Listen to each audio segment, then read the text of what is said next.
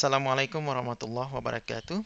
Dalil Khairat Kuala Lumpur di Khairat TV YouTube channel.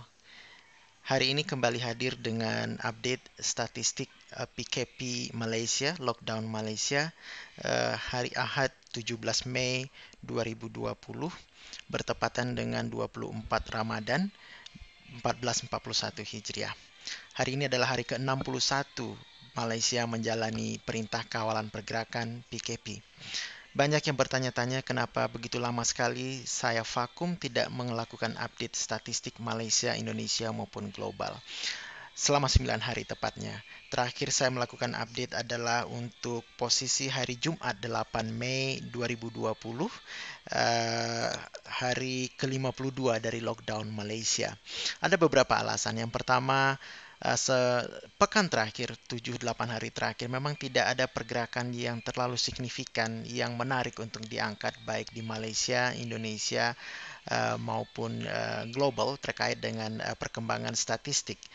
Kemudian sepekan terakhir di Khairat TV YouTube channel terlibat dalam banyak sekali webinar. Ada 5 webinar dalam sepekan. 3 diantaranya terkait dengan COVID-19, bekerja sama dengan Himpunan Alumni IPB Malaysia, Himpunan Alumni IPB Sulawesi Selatan, dan satu lagi dengan seorang peneliti dari Eijkman's Institute mendiskusikan mengenai epidemiologi. Kemudian ada 2 webinar lainnya terkait dengan Islamic Finance bekerja sama dengan Masyarakat Ekonomi Syariah Malaysia. Jadi sangat busy sepekan terakhir. Kemudian juga tentu Ramadan membuat perubahan jadwal harian. Kemudian pekerjaan utama di kantor juga sedang sibuk-sibuknya. Jadi saya mohon maaf untuk vakum mengupdate statistik untuk beberapa lama. Oke, kita lihat bagaimana status statistik terakhir Malaysia terlebih dahulu. Oke, semestinya Anda masih ingat dengan dashboard ini adalah dashboard harian yang dirilis oleh Kementerian Kesehatan Malaysia. Ini adalah posisi hari ini dirilis pukul 5 petang tadi. Tidak ada kematian dilaporkan dalam 24 jam terakhir, maka jumlah kematian tetap 113. Itu berarti fatality rate Malaysia adalah 1,64%, jauh di bawah fatality rate global yang saat ini tercatat 6,69%. Kemudian ada 59 orang dinyatakan sembuh dan discharge dari hospital hari ini, sehingga total kesembuhan sejauh ini adalah 5.571, itu setara dengan 80,81% dari total confirm positif akumulatif. Jadi luar biasa, lebih dari 80% kasus terinfeksi di Malaysia sudah sembuh. Kemudian ada tambahan 22 kasus baru sehingga membuat kasus aktif saat ini sebesar 1.210. Itu setara dengan 17,55% dari total case keseluruhan confirm positif. Dan mereka semua dirawat di berbagai fasilitas kesehatan tentunya. Hanya 13 orang saat ini berada di ICU dan 7 orang diantaranya memerlukan ventilator alat bantu pernafasan. Sehingga total confirm positif Malaysia per 17 Mei hari ini adalah 6.894. Tipikal sebenarnya hari ini statistik Malaysia tidak ada yang istimewa. Polanya sudah seperti ini selama 2-3 pekan terakhir. Ini yang Anda lihat sekarang adalah penyebaran kasus positif per negara bagian, dan memang tetap epicenter berada di Selangor, Kuala Lumpur, dan Putrajaya sekitarnya. Tidak ada yang istimewa juga. Kemudian, nah ini mungkin menarik buat Anda karena ini adalah perkembangan dari hari ke hari. Di sini terlihat yang ditampilkan hanya berapa hari terakhir, mulai dari 25 April di sini, di pertengahan pelaksanaan PKP. Mungkin yang menarik adalah perkembangan terakhir 14 hari terakhir ini yang berwarna biru tua, bermula dari 4 Mei. Ini adalah permulaan dilakukannya PKPB, Perintah Kawalan Pergerakan Bersyarat atau CMCO, Conditional Movement Control Order. PKPB bersyarat artinya adalah PKP dilaksanakan tapi dengan pelonggaran di mana banyak sektor ekonomi, kecuali yang dikecualikan, sudah diperbolehkan untuk beroperasi kembali, namun dengan SOP yang ketat yang dirilis oleh kementerian atau agensi pemerintah terkait.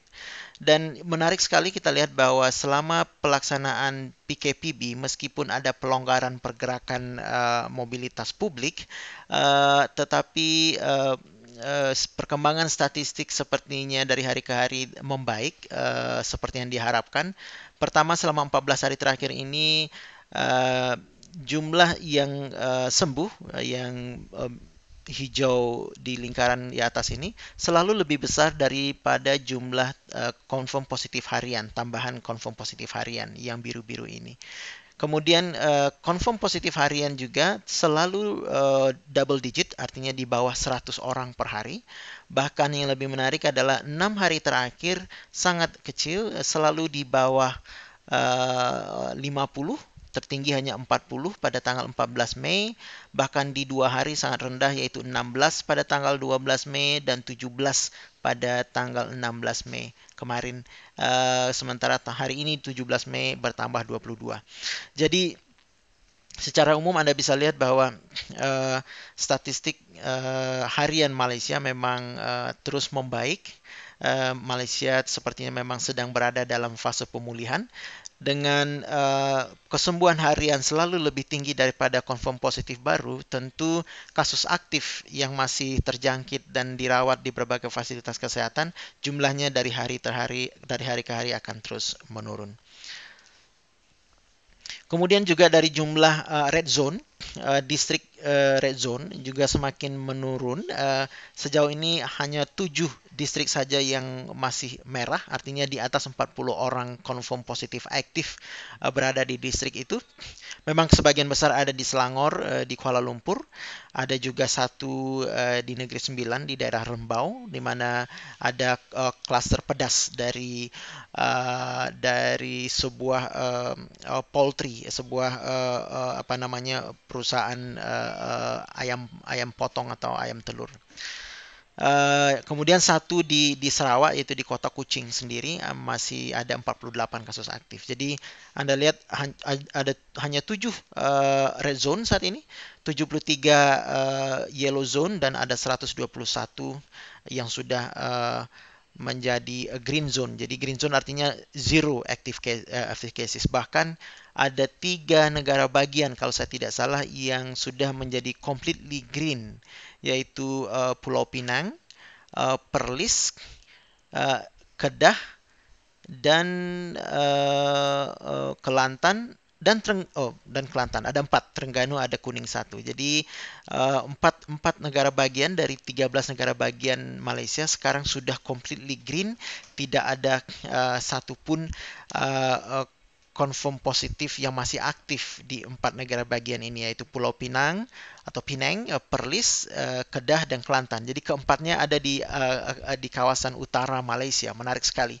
Jadi cukup bisa dipahami sebenarnya pemerintah Malaysia tetap menguatkuasakan PKP, dan salah satu ketentuannya adalah tidak boleh ada seorang pun yang melintas batas negara bagian.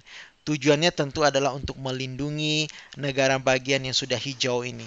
Anda bisa bayangkan kalau diperbolehkan masyarakat publik Malaysia untuk mudik, maka penduduk di selatan, di tengah Malaysia, di Kuala Lumpur, terutama Selangor yang merupakan hotspot, tentu banyak yang akan pulang kampung ke utara, dan akibatnya tentu akan memulai penularan kembali di negeri-negeri yang sudah green ini. Jadi bisa dipahami kenapa Malaysia masih menerapkan PKP dan pelarangan mudik untuk Lebaran ini, pelarangan melintasi negara bagian yang berbeda.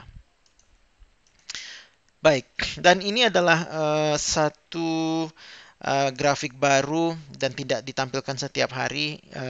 Ini adalah grafik yang dikeluarkan pada tanggal 13 Mei yang lalu. Ini adalah menunjukkan hasil pemodelan dan peramalan COVID-19 oleh Institut Kesehatan Negara, National Institute of Health, di bawah Kementerian Kesehatan Malaysia. Bisa kita lihat di sini bahwa uh, yang garis hitam tebal naik turun ini adalah sebenarnya pergerakan harian kasus confirm positif. Jadi berfluktuasi, Anda lihat naik turun semenjak 18 Maret 2020 hari pertama PKP hingga 12 Mei di sini. Dan ternyata polanya itu cukup fit, cukup sesuai dengan ramalan yang dibuat oleh Institut Kesehatan Negara yang biru ini, ya. Jadi yang kurva yang curvy ini, yang seperti ini, yang smooth ini sebenarnya adalah ramalannya waktu itu. Dan ternyata memang meski berfluktuasi tapi cukup fit juga, secara umum mengikuti atau sejalan dengan ramalan. Dan Anda bisa lihat di sini bahwa level R0 ini adalah level untuk apa namanya reinfection, reinfection. Jadi pada saat dimulai PKP 18 Mei, tingkat reinfection rate-nya adalah 3,5. Artinya satu orang positif menyebarkan atau menularkan kepada 3,5 orang lainnya. Jadi cukup tinggi. Nah, tapi pada saat ini, pada tanggal 12 Mei, reinfection rate-nya sangat rendah, tinggal 0,3, jadi di bawah 1. Jadi ini juga menjelaskan bahwa mengapa saat ini kasus aktif di Malaysia terus menurun, dan kesembuhan terus meningkat. Karena kini satu orang hanya menularkan pada kurang dari 1, jadi 0,3. Jadi memang Malaysia sudah berada di fase pemulihan. Dan kalau di sini yang paling penting adalah kurva yang merah ini. Ini adalah perkiraan dari Institut Kesehatan Negara. Apabila publik disiplin mengikuti semua SOP yang ditetapkan pemerintah, meskipun saat ini sudah dilakukan PKPB, ada sektor ekonomi yang sudah diperlonggar dan dibolehkan beroperasi, tetapi apabila masyarakat tetap disiplin, maka kurva ini akan terus menurun seperti ini, begitu ya.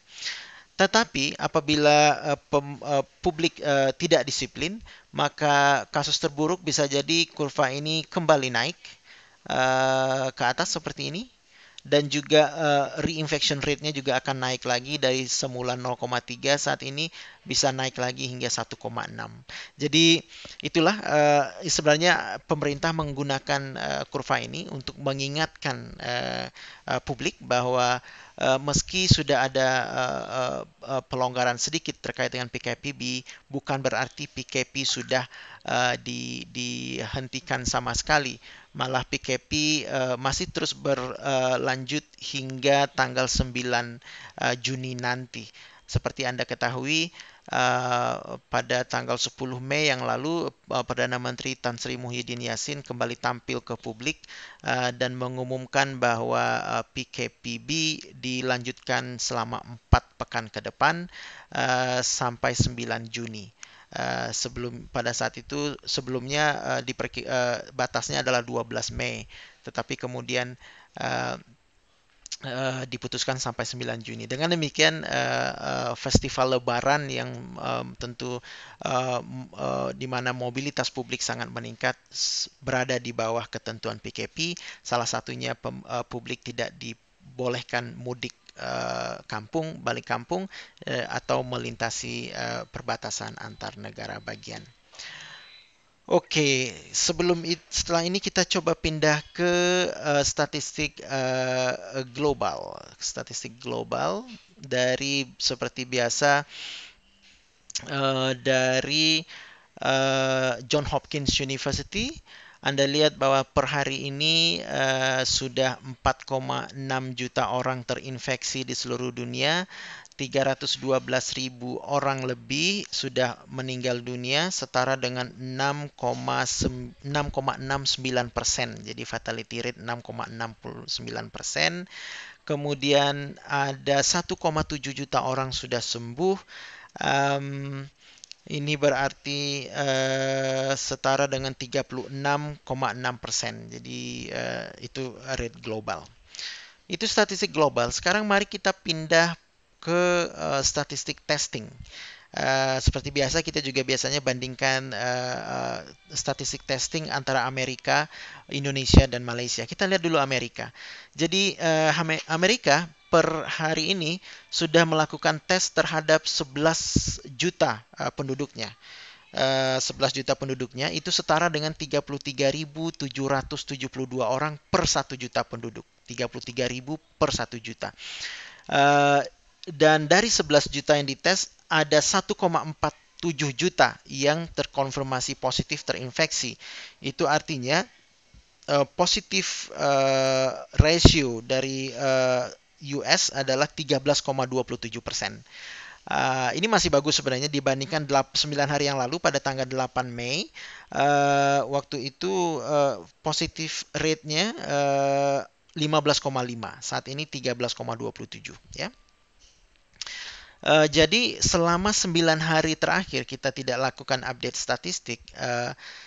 Amerika telah melakukan tes untuk hampir 2,7 juta penduduknya.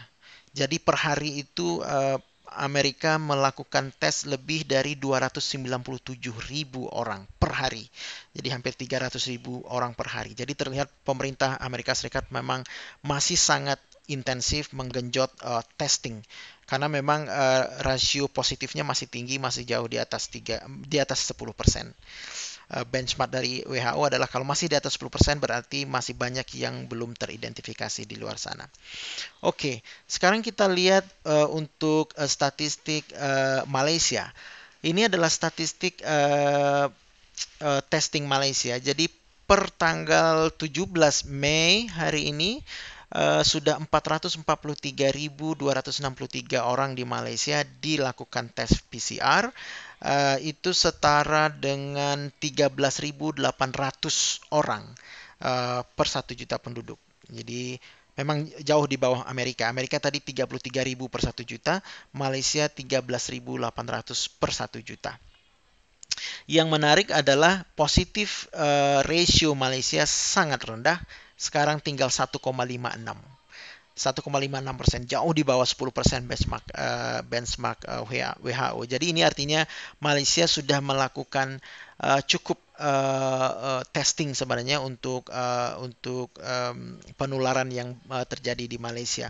Kita lihat 9 hari yang lalu pada tanggal 8 Mei positif rate atau positif ratio Malaysia itu lebih tinggi, 2,67.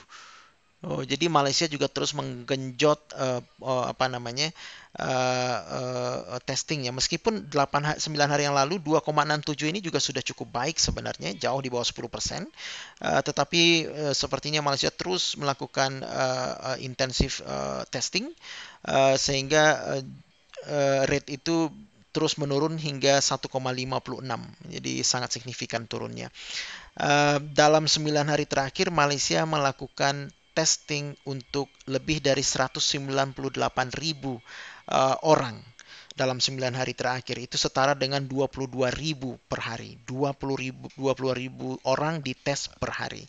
Memang tidak sedahsyat Amerika yang tadi hampir 300.000. Tapi untuk status Malaysia sepertinya ini sudah cukup karena terbukti dengan positivity ratio-nya sangat rendah 1,56. Artinya jumlah yang dites di Malaysia sudah cukup representatif. Meskipun angka itu masih bisa terus ditekan apabila masih Malaysia terus mengintensifkan testing. Jadi tadi kita lihat Malaysia sekitar 22.000 per hari.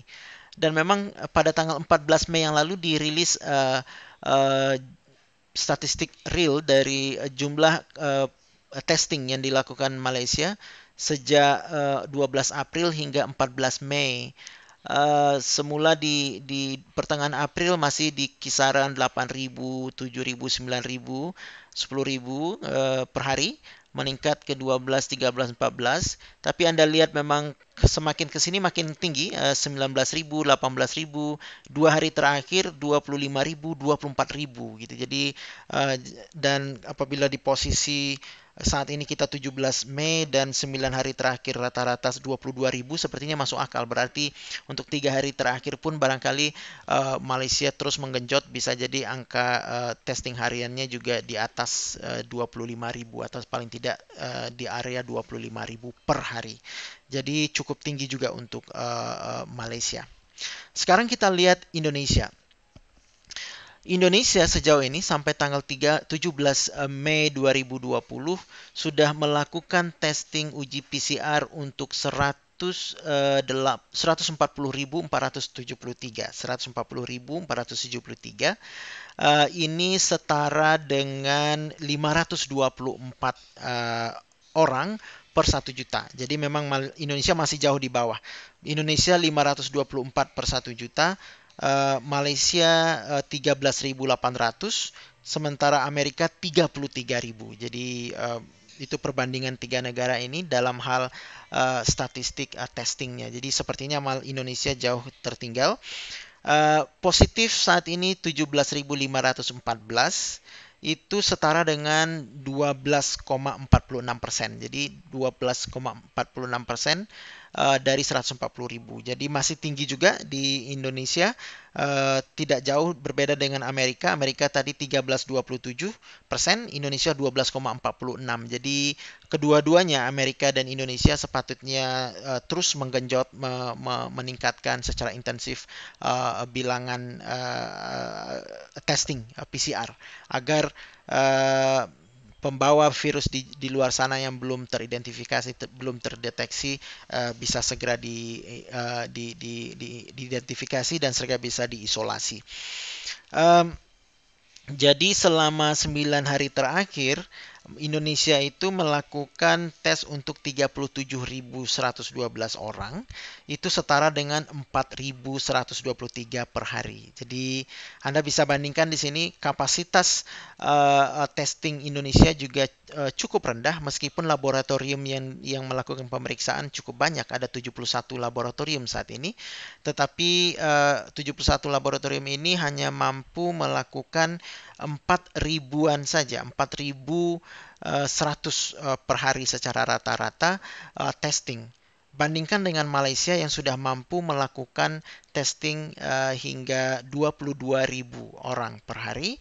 Bandingkan dengan Amerika yang sudah melakukan testing hampir 300.000 orang per hari. Jadi Anda bisa lihat perbandingan testing antara Indonesia, Malaysia, dan Amerika berbeda sekali. Kemampuan kapasitas untuk melakukan testing juga sangat jauh berbeda. Saya tidak tahu pasti apa penyebabnya di Indonesia bisa begitu rendah. Apakah kekurangan bahan, kekurangan alat dan sebagainya. Jadi banyak faktor sebenarnya. Mungkin bisa kita cari tahu nanti.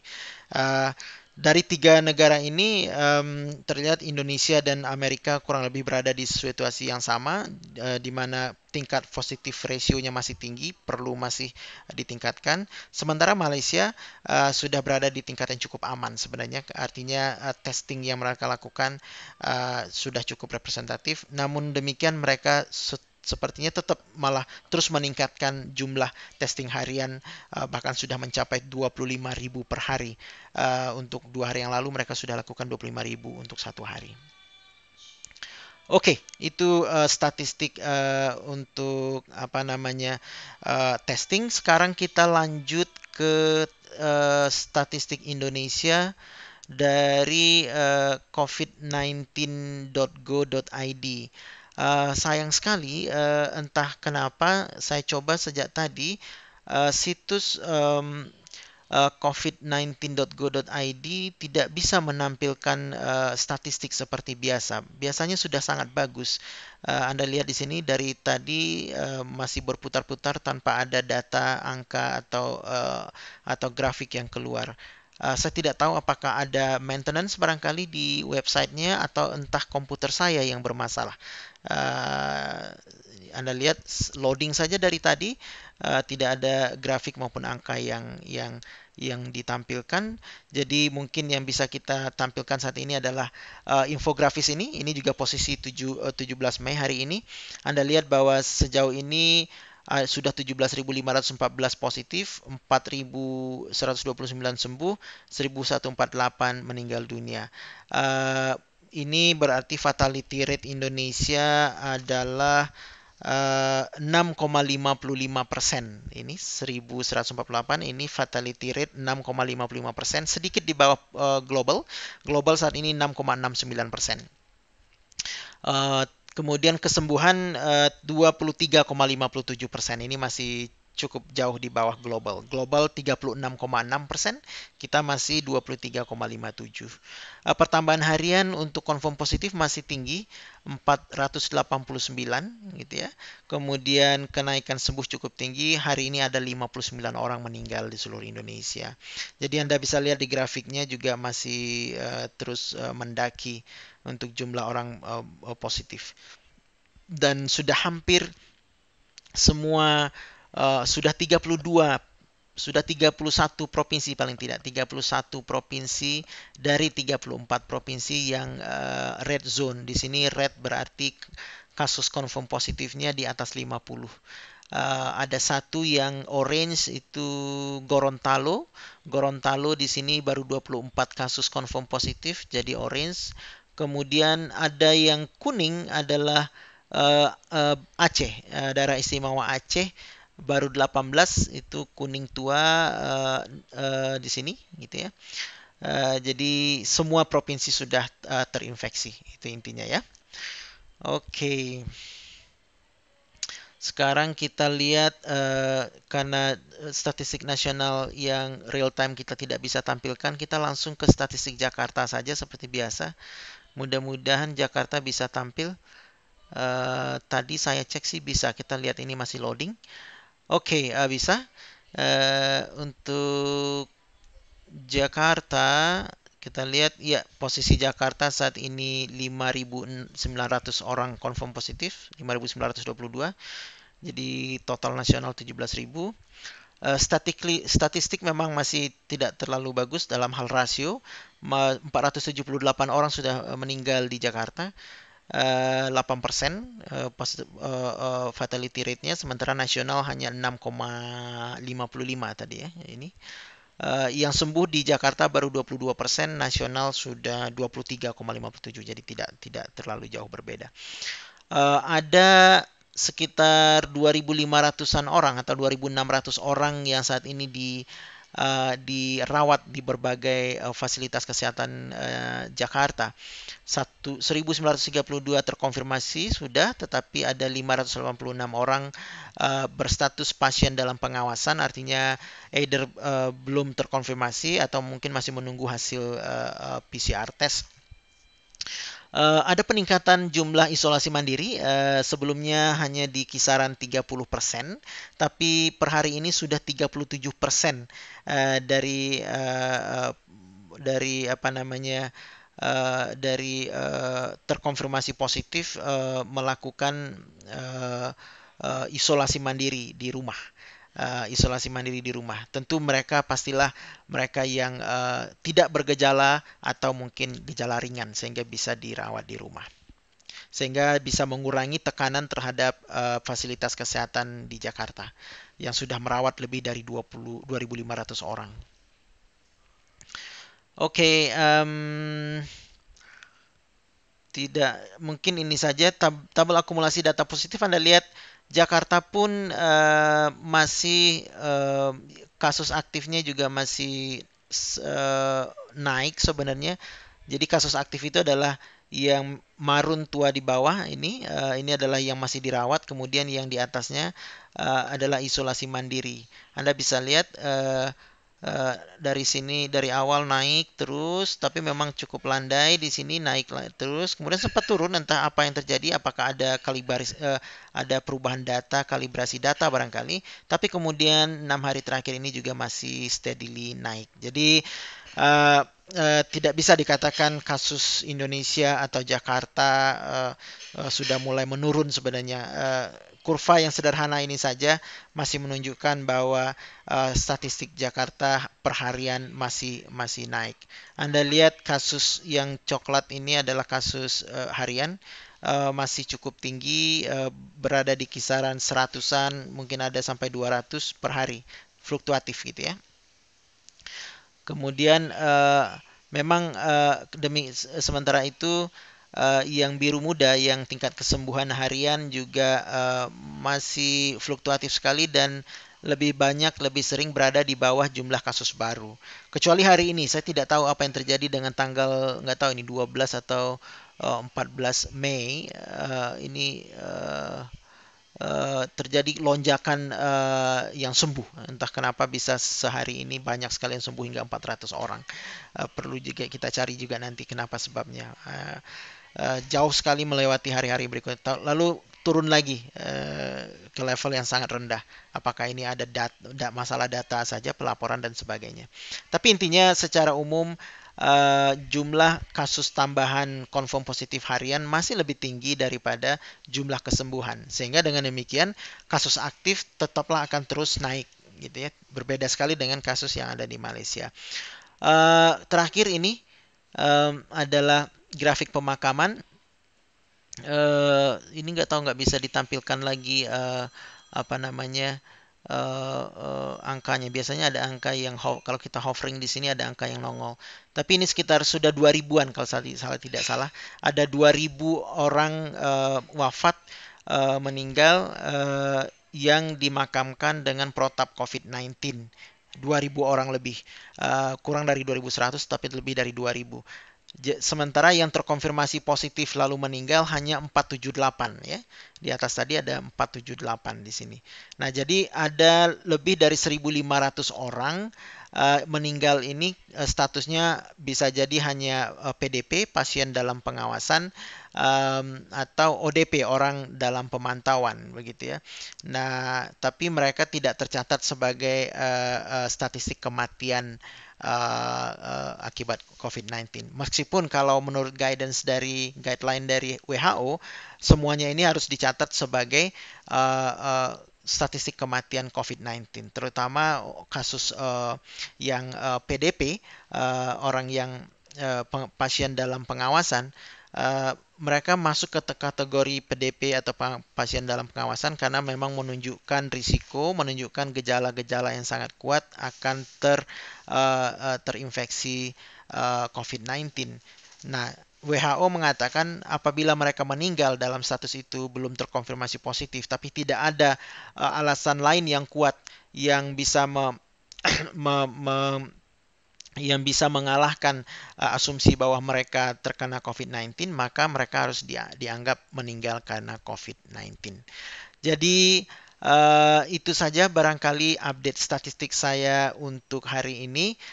Bukan update harian, tetapi lebih sebagai review statistik selama 9 hari terakhir di Malaysia, di Indonesia, dan juga statistik global. Dan kita tadi juga lihat bagaimana perbandingan testing antara Malaysia, Indonesia, dan Amerika Serikat. Sudah terlalu lama saya bicara, sudah 33 menit lebih. Mudah-mudahan bermanfaat. Jangan lupa subscribe ke Di Khairat TV YouTube channel untuk update-update selanjutnya terkait dengan COVID-19 dan topik-topik lainnya juga. Dimanapun Anda berada, stay at home, stay healthy, jangan kemana-mana, jaga jarak, dan seringlah mencuci tangan, amalkan gaya hidup bersih. Semoga bermanfaat. Wassalamualaikum warahmatullahi wabarakatuh.